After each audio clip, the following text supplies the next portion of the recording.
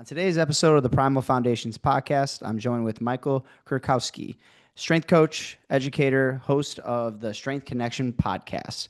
With over 15 years of strength and conditioning and training, Michael has trained elite athletes, everyday adults, and even kettlebell instructors.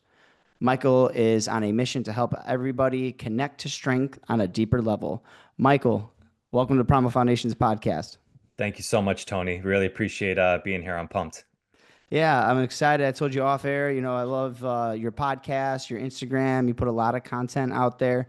And for some of the people that don't know you and haven't connected with you yet, can you share kind of to start us out of like how you got into fitness and athletics in the beginning and what inspired you to pursue a path and as a strength coach and an entrepreneur? Sure. I think like most people who get into personal training or fitness or so, had an athletic background, played baseball and basketball growing up. My dad was a fantastic athlete, and baseball was kind of my first love that I got into. But like a lot of coaches, I was a good athlete, not like great, not mediocre, kind of like in that middle zone. So for me to really compete at the highest level, I knew at an early age that practice was so important. I actually kind of enjoyed practice more so than the games because I just inherently knew that like that was where you could tweak things and kind of really work on technique or form. So I always kind of had a love for the process of getting better. Um, Things shifted a bit. I've told this story a few different times, but at 14 years old, a lot of things changed for me where I had it's called a slipped epiphysis, where essentially my femur slipped out of my growth plate and I had to have emergency surgery on that day when I found out. So before then, it kind of, the symptoms kind of feels like a bad groin pull. I thought I just, pulled something, and so I was kind of going through basketball season, just trying to stretch it out, but it never got better till finally my parents brought me to an orthopedic saying, maybe something's going on. And he saw it immediately. And I had to have surgery that day because the big risk of that is for the femur to completely slip out. And then there's a lot of, issues that could Oof. come up from that. But what was challenging about that was that kept me off my feet for over like a year and a half. So I went from athletics, which not only was something I love to do, but all my friend group was a part of sports as well. So they all went on and continuously played sports while I was sidelined for a bit. So kind of was a loner for a bit throughout my life.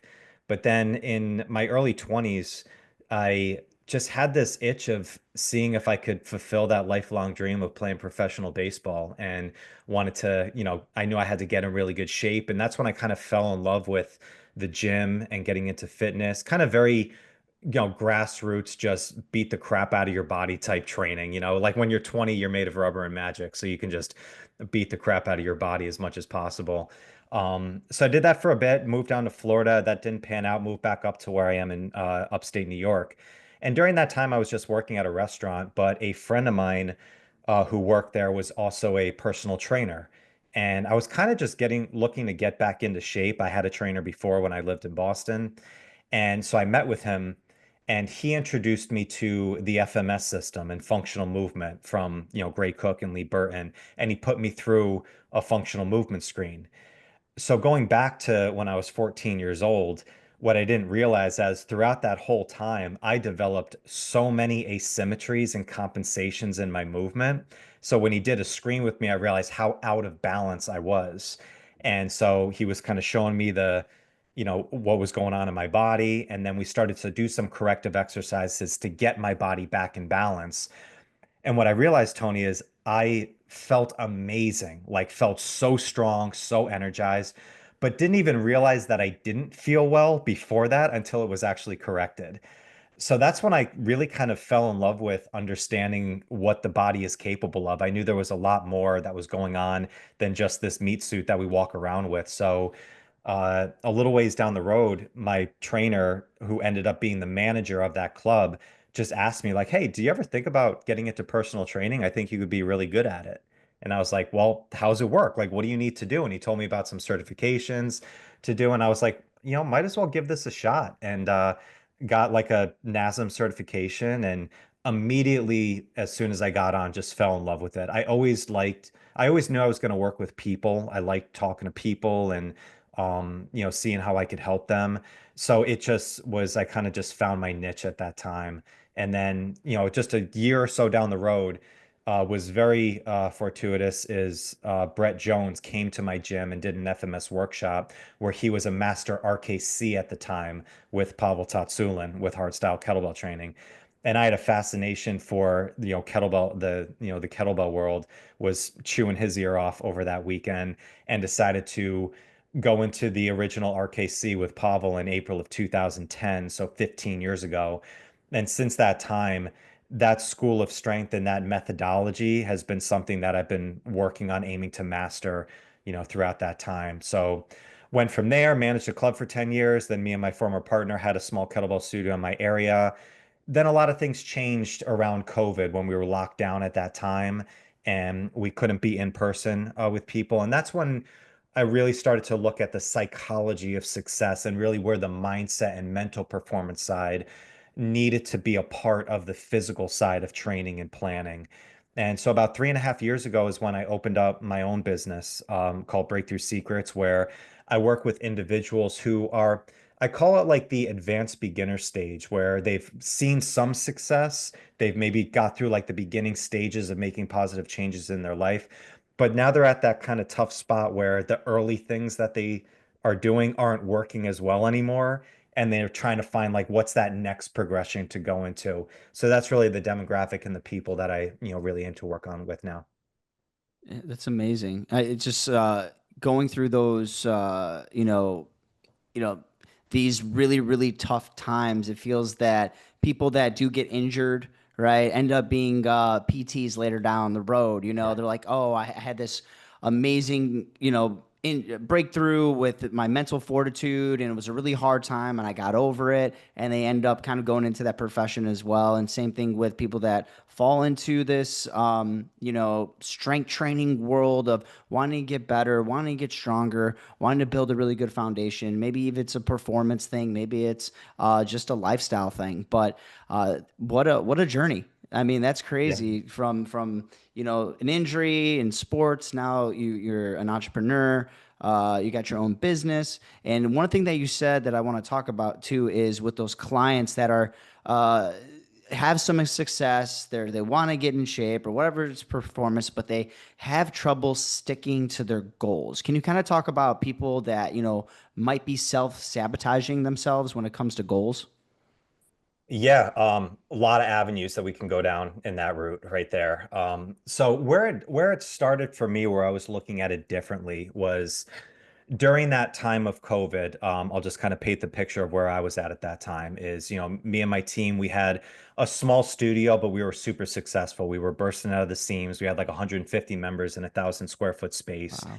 and we're actually expanding at that time. There was a space next door to us that we were knocking down the wall on, and we were expanding out. We signed that agreement to do that a week before the COVID lockdown happened in March of 2020. So, not exactly the best time to be expanding and building out a space at that time. But I was at such like an optimistic viewpoint at that time because things were going so well. I was like, all right, like we were very forward thinking. We took our entire system of training. We went in like the weekend before and recorded all of our classes that we were doing and put them right online. So as soon as we were locked down, we immediately popped this thing up and people could keep, going forward with their programming. For a short period of time, people were doing very well. But then we started to slowly see people like not getting into the workouts. We were doing live streams, they weren't showing up, kind of like their spirits were down. And I was kind of in that moment of like, well, we still are offering everything. It's not in person, but it's still available. Why are so many people now falling off? And as we were calling people up during this time, how's your spirits? Just trying to keep connected with everybody. There was an answer that I got pretty regularly that kind of shocked me, where people said, I don't feel like I know what I'm doing if you're not there. And I was like, all right, that's kind of curious. That's interesting. And I started to explore that a little bit more. And what I realized is, as coaches, I think, and even as clients, we get in this habit early on of like telling you exactly what to do, and you're following our plan and our our system. But as soon as you remove the coach out of the equation and now you're there to fend for yourself, you feel like you have no idea what to do because you've been following orders really well. So we're very good soldiers, but actually being, autonomous with our health, that was really getting lost. So as much as we were trying to help people, I think we were subconsciously enabling people at the same time. And then I was having conversations with some of my other friends who were in the business, and they were having the same things that was going on with their clients. So that's when I started to look at like the psychology of success, like what makes some people succeed in the long term versus so many people are in this yo-yo cycle of succeeding for 3 to 6 months and then falling off for a year and then going back. And it's this endless loop of success versus failure. And what it comes is number one is its identity. If you don't believe that you're capable of change, that inner voice is very powerful. It is going to self-sabotage you back into what you believe you deserve. So if you look at it with weight loss, like if you don't believe that you're that healthy person and that capable person, eventually you're going to get to a sense where you're going to start self-sabotaging yourself. And that's why so many people go back to the weight that they were at before. It's not a change in tactics or strategies. It's more of who do you believe that you really are underneath the surface. So that's why I think there's time for structure, like following like a set plan. But then there's also an avenue where you need to start being a little bit more open with it. I like the intuitive training type style. And I think that is the phase that we don't often get to and we don't market a lot in fitness because it's very sexy to talk about, from the ground, getting to the first steps. That's a very easy sell for a lot of people. But what happens after the initial honeymoon period, comes in and life starts to get in the way, life starts playing defense at you. That's when you really try and see where consistency lies, where your resolve is, and where your resilience is. So that's where it's in that kind of middle zone of the journey where I think so many people start to fall off because the feeling, the nuance of it from the beginning steps starts to fade away. And then you start to program hop and try and chase that high of the new program over and over again versus just staying the course and just sometimes aggressively maintaining where you're at or just making those incremental steps going forward. Yeah, that's so interesting because when you talk about the intuitive training, when you talk to a trainer, right? And more than likely a trainer is not on a program. Yeah. You're like, what's your splits? What's this? What's that? I don't know. I just go to the gym and I lift heavy or I lift till I feel good or I'll do, I'm gonna do some deadlifts here, whatever, but there's literally no like prescription for the day most of the time because you're gonna get in where you fit in. I Mhm. got 30 minutes. What can I get done in 30 kind of deal? Can you talk about like what it means to train intuitively? And I also look at this as in eating as well. There's Yeah. people that track everything, and then when they don't have the numbers, right, they have to kind of, like you said, fend for yourself. Yeah. I love you brought this up. It's one of Mhm. my favorite topics to talk about because I made every mistake in the book with trying to teach people intuitive training from the jump. So intuition, I think it's a very fun buzzword to say around like trust your intuition, know thyself, right? Know thyself is a skill, just like everything. Intuition is a skill that you need to build up. So in order to get there, it's not the first phase that you need to go down to. So if you take a lot of trainers, if you've been training for years, you've built those early stages of consistency and of pattern. It's now just a part of your lifestyle. You identify with a healthy person or somebody who trains on a regular basis. Yeah, an intuitive approach might be very good for you. But if somebody's first learning and just getting into like the stages, that's where structure really needs to, come into play. And I made this mistake is when I first began my business that I do now, I was in a zone myself of very intuitive training. I was doing, working with Brett Jones with an iron cardio based protocol. We were doing that for a while where at the beginnings of a brand new business, you've got a lot on your plate and a lot on your mind to get things off the ground. And I was like, I don't have the bandwidth right now, or really even like the motivation or desire to follow like a strict, progressive overload type program. So that's when I went into like, all right, what do I feel like doing today? All right, I'm going to play around with some different movements. And I was still making progress. I was like, oh my God, I feel like found this golden treasure, at the end of a rainbow here. I'm like, I'm going to teach this to everybody. And I started really promoting a lot of like this intuitive training. The challenge is when I was getting in with people who were at those early stages and getting into an intuitive approach, they were so overwhelmed and so freaked out about that because they don't have that intuitive muscle that's built up yet. So that's why I think having at the first phase of getting into something, and a phase I think is 6 months to a year of consistency. Yeah, that's a good time where you should be following a pretty set program. It doesn't need to be like strict down like exactly 5 days a week or whatever. There could be some wiggle room in there, but you need to kind of just get your reps in and just follow that. And if you ever read the book Mastery by Robert Greene, if you haven't, it's a phenomenal book. He goes into the three phases of mastery. The first phase he calls apprenticeship, which is shut your mouth and get your work done, where it's like follow your master from there. He uses examples like Mozart and stuff like that. Like you first need to just build up your reps of just knowing this inside and out.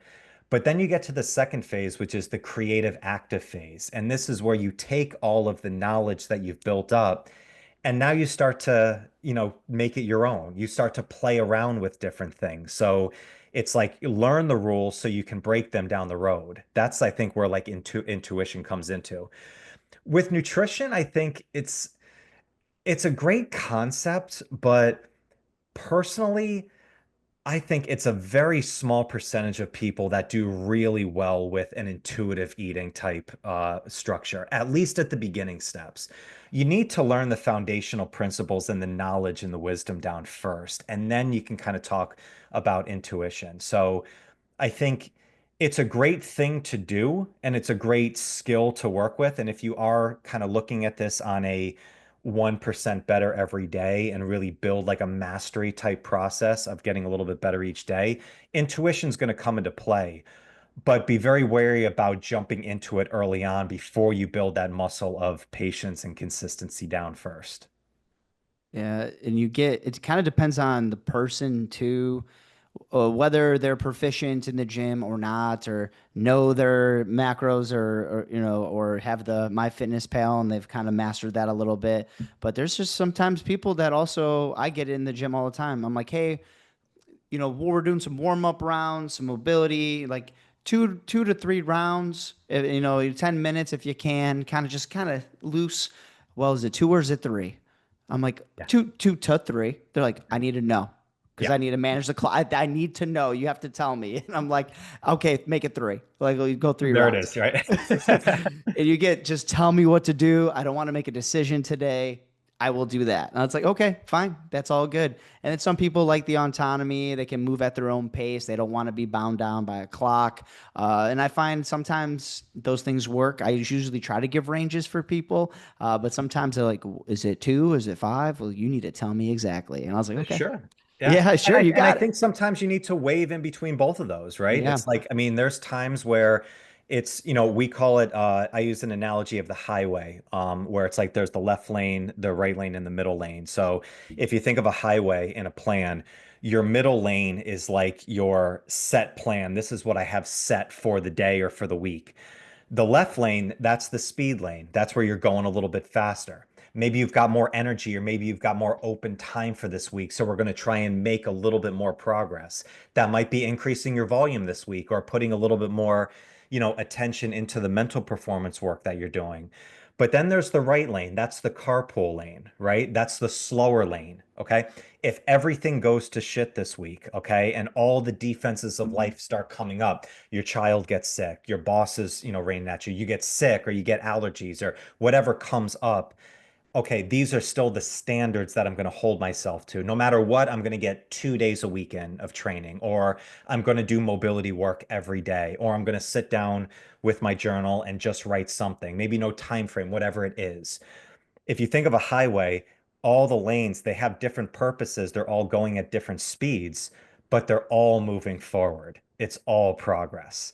So how I think of this is like, yeah, there's some seasons where Yeah, we're shifting into the left lane. We're trying to really push your progress right now because we've got an open window. But then there's other times of the year where we're going to ease off the gas pedal. We're going to go into the right lane and maybe we're spotlighting one or two things, but not everything all at once. But you're still making progress going forward. I love that. I love that. Making progress, even if it's a little slower, you're still moving, which is what we want. It doesn't have to be, going 95 every day. You're gonna burn out. You're gonna burn out. 100%. Exactly. You kind of talked about building like the importance of like foundations. When it comes to strength training, you get some of these misconceptions about chasing performance and chasing aesthetics, right? Can you kind of talk about the importance of building a foundation and the proper ways to kind of transition into if aesthetic is what you're looking for or performance is what you're looking for?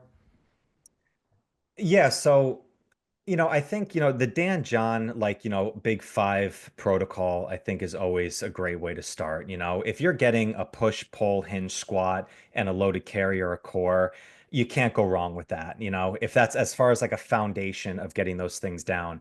Um, the older I've gotten now, I'm 41 now, so I'm not old, but I'm getting seasoned in that time.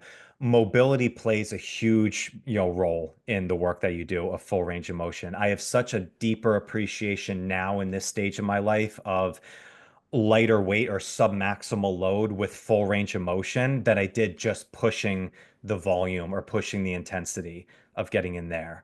Um, with foundation things, I always like to just look at it of from the client's perspective or the person that we're working with perspective, right? The last thing that we want to do with anybody is make them feel overwhelmed. Most people who are trying to approach them, specifically if they're working with the coach, they already probably feel a little uncomfortable. They're not really comfortable in their own skin, or maybe it's the first time even asking for help. Giving them a million different things to remember is going to be way overwhelming. Okay. Focusing on mastering a handful of things at one time and get them feel really, really confident in one or two things, that starts to build confidence and it starts to build self-trust. There's a guy I had on my podcast, his name's Joel Cochran, that he dropped this line that I've never forgot, where he asked me, he's like, what's the number one role as a coach that we need to do first?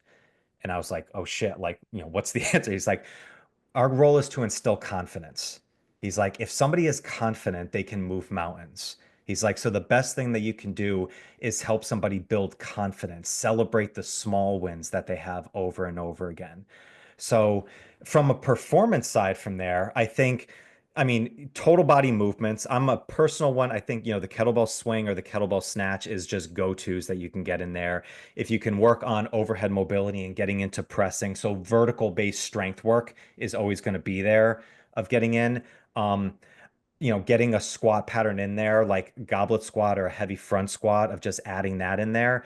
So, I think if anybody's really looking to get that foundation down, I can't stress enough Brett Jones's work that he's done with iron cardio protocol of single rep complexes, from the structure standpoint, as well as the intuitive standpoint, as well as just the movements that you're doing of focusing on one single rep at a time. That is just a foolproof. I think regardless of whether you're a beginner or if you're really advanced, that is a perfect protocol to go into. In fact, from that, I wrote an ebook called The One Day Strength Challenge, which is how to just incorporate a single rep complex one day a week into any program that you're doing, whether it's a strength focus, whether it's conditioning focus. This is how to incorporate that in. So, as far as a foundation, I think those are the things that I would really focus on first with the general population of anybody that I'd be working with. Yeah, it's just you don't want to build a house on a shaky foundation. A lot of people are getting into, I got to do this muscular failure stuff because I want to be shredded and I want to look great. And they're doing crazy, different, weird stuff that I've never seen with a cable machine before. And it's just like, can you lunge? Can you rotate? Can you squat? Right. And they can't really do those movements proficiently. And they're worried about, more of like this aesthetic feel. That's what I see a lot. And maybe there's two ways to think about Instagram and social media. Like, if for as many things as you can find that are amazing, you're gonna find equally amount of just like bad information. And I get, I work with a lot of youth athletes as well, and they'll come in and they'll be trying to hook up bands to the squat, like to the barbell for squat. I'm like, whoa, whoa, whoa, like what are you doing?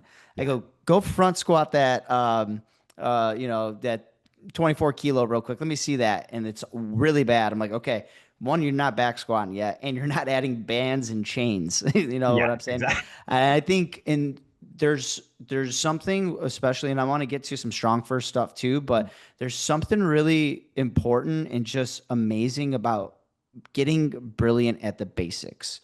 And I think people overlook that a lot. If you start off with those basics, and it's those a push, a pull, a hinge, a squat, all those things, and people starting to run with that, which is great. But I can't stress enough, like, you need to really take some time into that, because you can always make those basics even better. Like a basketball team, right? The first thing when they get on the court of a game, they do dribbling drills. Mhm. They know how to dribble. They do dribbling drills. They go into layup lines, right? They are a NBA player. They know how to make a layup, but they just Mhm. over and over and over again until it's absolutely perfect. But I Like, think we can't stress the basics yeah. enough. Did you ever hear that story of when that youth hockey kid met Sidney Crosby on his like his town rink? This was one of my Mm-mm. favorite stories ever. Is this young kid from Canada was like in an outdoor rink or something like that, and just playing around, just doing some drills, and some guy came up like, "Hey, do you mind if I work in?" And he looks over and it's Sidney Crosby, who is from this area. And if anybody doesn't know, Sidney Crosby's one of the greatest NHL hockey players of all time. And the kid's like, yeah, sure, or whatever. And he like just sits kind of to the sideline and he goes and sees Sidney Crosby start like just, working on his stuff. And he said Crosby was doing the most remedial, like edge drills on his skates, like just side to side. And he was doing it for like 90 minutes of just getting on his edges, just back and forth. Things that you learn when you're 6 years old of just learning how to skate. Crosby was doing this. And he said the look in his eyes was this such focus of just getting in. This is a guy that's mastered, the basics and really understands that. But at the same time, too, like, variety for the sake of variety is a very slippery slope to get down. But at the same time, too, like, making something fun is a huge part of what we need to do, too. Like, throwing in a little just like variety piece that's going in there is always a good idea. If somebody's having fun, like that's when we learn. Brett Jones has a great quote, if you're not laughing, you're not learning. Like, so he always tries to crack jokes and make it very lighthearted in that same time. But then with that, when somebody's kind of open with that, I like to say, like, look, like, I know you want all to get to all these goals and stuff for the next 4 weeks first, as we just get started. Just trust me, we're just going to get these basics really down, and then all these other things are going to open up for us. But just have some faith and just lean in and just, trust me, and we're just going to focus on these things. Can you do that? And everybody's like, yeah, sure, absolutely. Yeah. We can get that down. Yeah. So, give them what they want, but also give them what they need at the same time. Yeah. I love that. Yeah. There's a coach that I crossed paths with. He's from Indiana, Kevin Vanderbush, and he goes, "We do like he's a really good high school strength coach. He's got national championships, multiple state titles." He's like, "Yeah, we do bicep curls like every other day, bicep curls." And they're like talking to him about it, and he's just like, they're like, "Is that like a functional thing? Is that?" He goes, "Listen, until like when somebody scores a touchdown and they flex their hamstring instead of their biceps, we'll do hamstring curls every other day. But for right now, the kids just want to see their arms pop it out of their shirt, and they get jacked about it and they're excited to see the Yeah. veins." He goes, "That's what we program to every like 2 days. I love Okay, it. curls till you can't do them anymore." And he's just like, "Yeah, there's no function for that. It's just like intimidation, and the kids love it." I go, I love it. "Amen."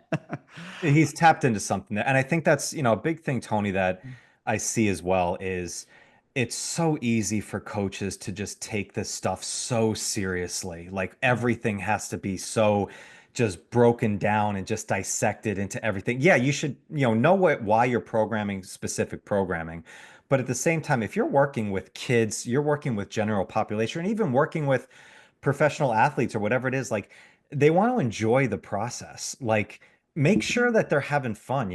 Mike Boyle had a great speech in his seminar of like 25 years, 25 mistakes. And the first slide that he has is don't be an asshole. He's like, if you're a dick, like nobody wants to spend an hour with you. It's like the first thing to do is make it an enjoyable process and not take it so seriously. Like getting in shape should be a really fun thing. Getting stronger, like preparing for a game, that should be really fun. Like, let's not make this like you have to be this like stern face, like stoic, focus down there because that worked for 5% of the people in there. 95% of people, they want to feel comfortable. They want to enjoy the process. And if they do that, you can teach them anything. You can teach them principles and mastery and all these buzzwords that we use all the time, but make it fun. Yeah, I love that.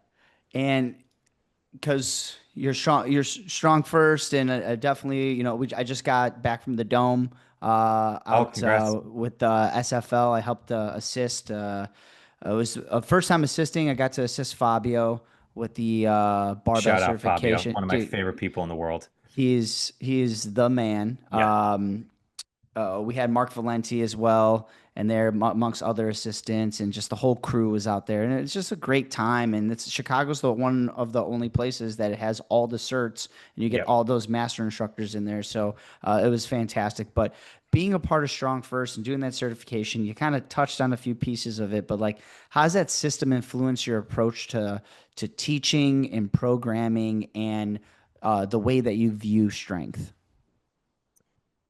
Yeah, so April of this year, 15 years since I went to my first event of RKC in 2010. So I found this world relatively early, where Pavel was still teaching at certification. So I feel really, fortunate that I got to learn directly from him in a couple different events from there.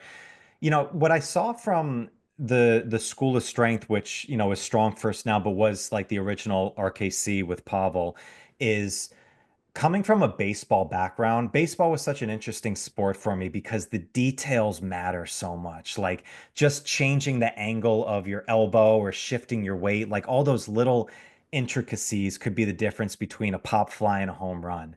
So I was always kind of fascinated by the form and the technique and like always getting better at that and then repeating that.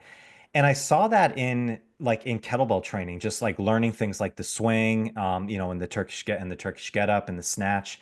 And when I first got into it, it was kind of more of like a challenge. I just like something feels like it's calling, me to learn this more. And that first certification I remember was very life-changing for me. Like, not just going through the event and the challenge of it of having to get through it and really test your grit and your will and your resilience, but the coaches that I met there who, wore the instructor shirts and stuff, the way that they carried themselves, the way that they spoke, the way that they articulated like strength, not just in a technical piece, but just how you felt like this whole teaching like embodied them like as part of who they were.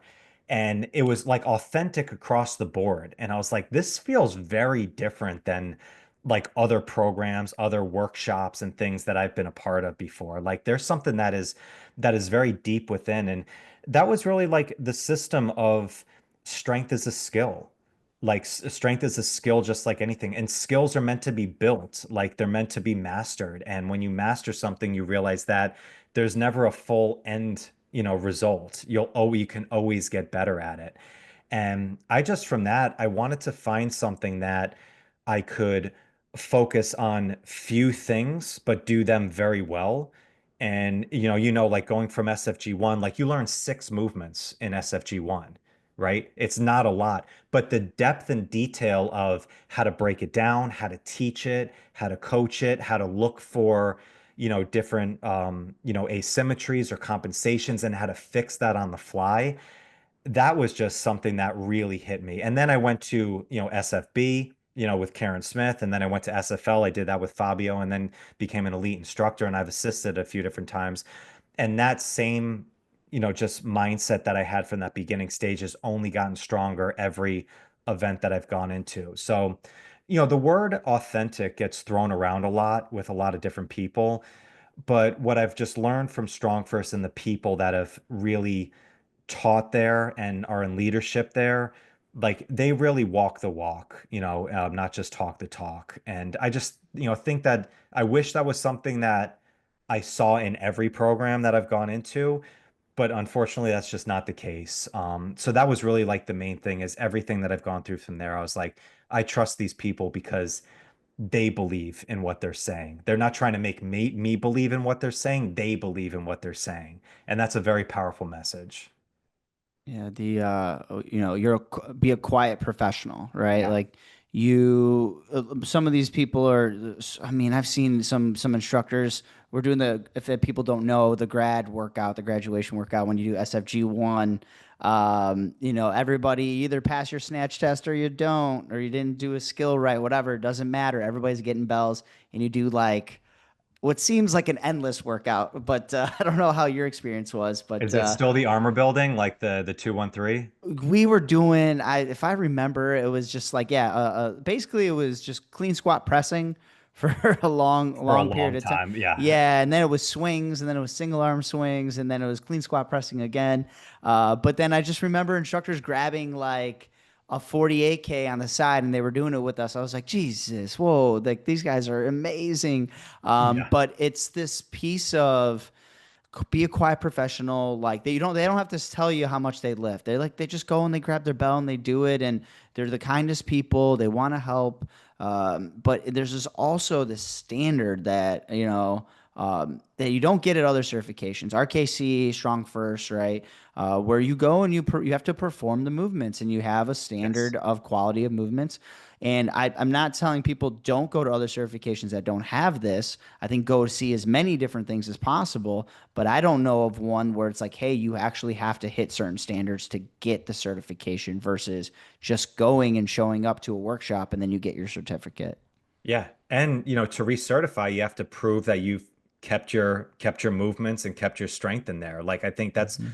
that's a huge thing to do. You don't just write in your renewal certification and pay a little bit of money. You got to prove that you still are capable of doing these movements. But that's another point that you brought up there. Like some of the strongest men and women that I've ever met are from this system. Like, and not, you wouldn't think of them like if you just saw them walking down the street as like the strongest people, but the amount of density in their muscles, the amount of skill that they've built up to be able to move, crazy loads. Like, I met Michael Willie when I assisted with him, who's down in Florida. He's a team leader and one of the lightest beast tamers ever.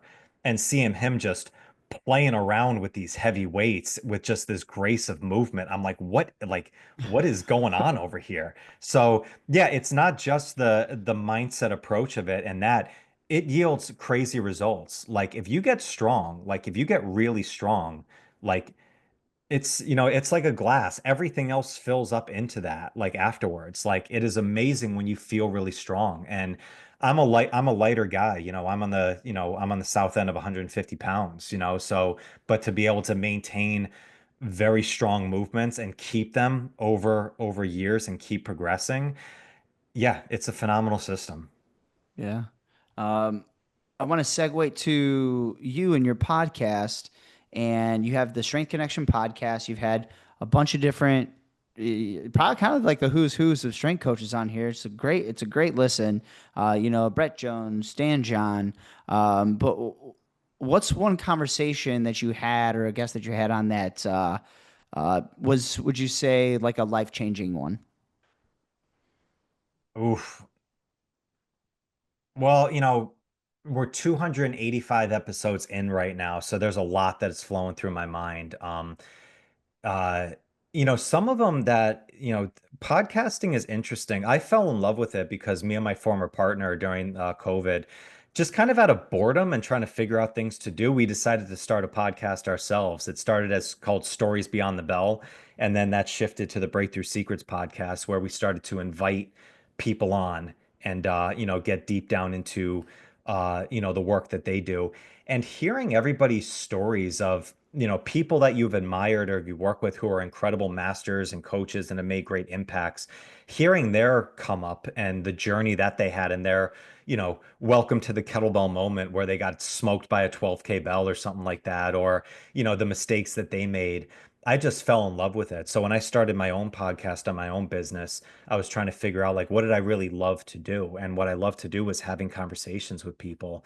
So I started inviting people on and diving in and getting the work in there. I'd say one that comes up to mind on the strength set was I got to talk with Dennis Vasilov a couple times. So Dennis is from the kettlebell sport world, so not from Mm. hardstyle.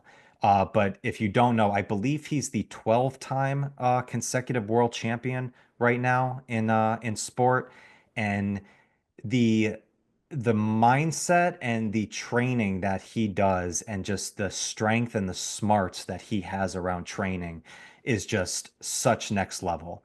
Um, from being in a hard style background and knowing one kind of school of thought and philosophy, I didn't know much about the Jiravoy sport and the GS world at all.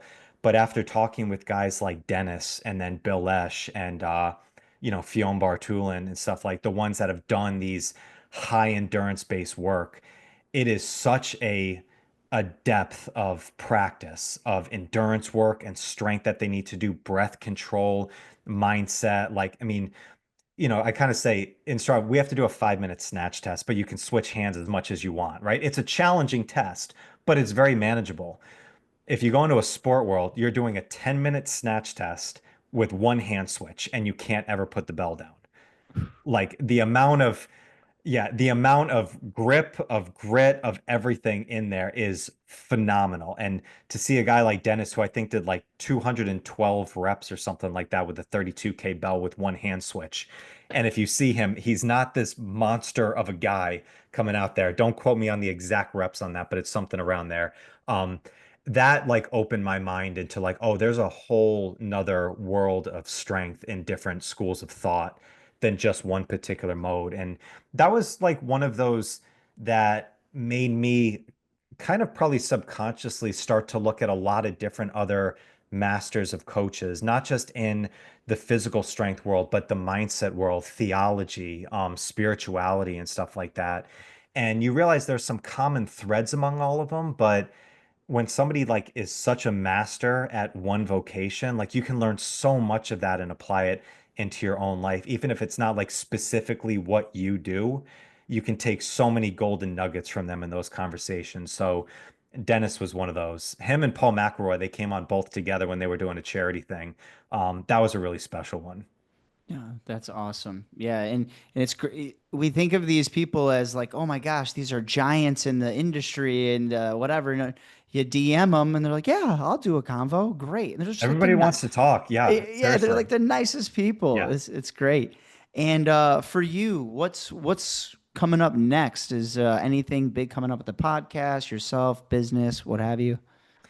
Yeah, I mean, my business always runs as it flows, as far as my clientele work and stuff like that. If I can, uh, you know, I'm always looking for new clients if I can fit them in or not. But with the podcast, I actually have two podcasts that I run right now. So the Strength Connection is the one that is on just a flowing stream. We do once a week right now episodes with people, and that's just on a running loop.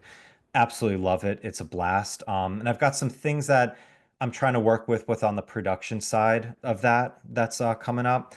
The other one that I'm doing is something that's kind of near and dear to me, which is a podcast called Inspire Saratoga. So I'm from Saratoga Springs in New York, and my roots are here, and I'm building spaces and work in my area. And what I wanted to do is also create another show specifically to my local area and the people that are doing cool things in here. Um, and that's something that, as coaches, specifically now with online space that's blowing up so much, but it's also so saturated. There's such a power of connecting with your local people in your community, and I think some people have lost that. I felt like I lost that a little bit in shifting a lot from a lot of in-person into the online space. And I wanted to do something specifically for people in my area and my community. So we created this show specifically highlighting people who are just doing inspiring things, who are doing positive things in this area. Because I think you can learn things about your strength and your health journey by hearing from, the executive director of Cafe Lena, who, runs an arts program because of the work that she's had to do and build resilience from. You can adopt that into your own life. So that's why I called the original podcast The Strength Connection, because I think we saw so much of like physical strength is one thing, mental strength is another, spiritual or emotional or relationships are another. No, everything's all interconnected. Like the more you have victories in your physical strength, you can weave those into work you're doing with mental strength or with faith or your spiritual connection or your emotions or your career. Like we're not just in a vacuum of one thing versus another. So that's why I wanted to try and talk to anybody about different things in strength, not just physical training and sets and reps, but what are some other areas of strength that maybe you can grab some things in and that will help you. Because if you're inspired and you feel really good and you feel connected with another person that you're listening to, that's only going to help you just create some more abundance in your own strength. That's great. I think I love your whole outlook, right? You even said like we're not talking about sets and reps here. We're talking about life and ups and downs and mental fortitude and having a positive mindset and an abundance mindset versus a scarcity mindset and things like that. And I think that these things are very much overlooked. People get bogged down with all this stuff about in their life, social things, their jobs, whatever. But I think people taking a step back and showing gratitude and putting time in the gym, putting time into their life, putting time into their families, just will make everybody even more happier. Yeah, and I think it's important to like recognize those things when you're going into it too, right? It's like if you want to get healthier and get fit and you ask that big question of why, well, it's like if you're connecting that with your mindset and your things that you value, maybe it's your spiritual connection, maybe it's your work, maybe it's your family, and you recognize that by getting stronger and healthier impacts those things. It's not just a selfish venture for external gain or looking a certain way or building aesthetics, if it's actually helping you in the things that you value the most, it's going to be a lot easier to get up on that day when you don't feel like it because it's a bigger thing than just you. I don't know how to end it better than that. That was a good way to end it. Michael, where could people find you, connect with you? And I know you said the other podcast. Well, make sure you mention that one again so we have it. Sure. So that one's called Inspire Saratoga. And then my other podcast is The Strength Connection, which you can get on all platforms. You can go to our YouTube channel, which is called The Strength Connection. And yeah, just grab me on Facebook or Instagram. Instagram is Michael underscore Strength Connection. And then Facebook is just my name, Michael Kurkowski. And then I have a private Facebook group where I do a lot of lives and really connect individually with people, which is called the Strength Connection. And one thing, I'll do too for any listeners that are out there, I can send it over to you and put it in the show notes, is I have a free ebook that I can send over to you, which is called the One Day Strength Challenge. This is all the stuff we've been talking about of intuitive training and kind of, single rep complexes and stuff like that. This is just a free resource that you can use to start adopting this a little bit into whatever you're doing, and it might be a good resource for you. Amazing. Well, we appreciate that. Definitely put that in the show notes. And again, thanks for coming on tonight and sharing all your wisdom. We appreciate your time. Thank you so much, man. I've been following your stuff and you're doing a great job, so I really appreciate your work. Thanks, sir. And thank you, everybody, listening to another episode of the Primal Foundations podcast.